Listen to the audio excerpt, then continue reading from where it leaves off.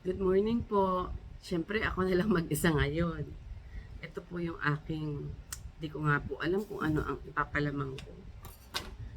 Pero meron din po akong nilagang itlog, aking pandesal, yung cheese po. Cheese.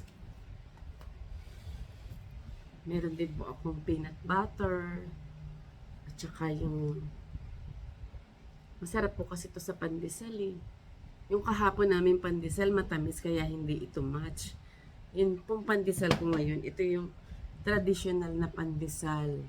Kaya masarap po yung latik doon. Kaya lang hindi ko po alam kung ano ang ipapalamang ko doon sa aking tinapay. Pero meron din po akong, at syempre, hindi po mawawala ang coffee.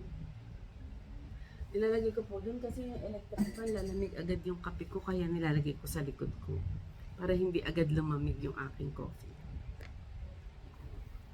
Ito po.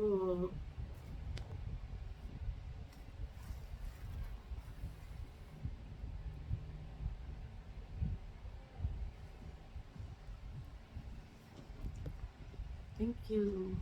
Good morning.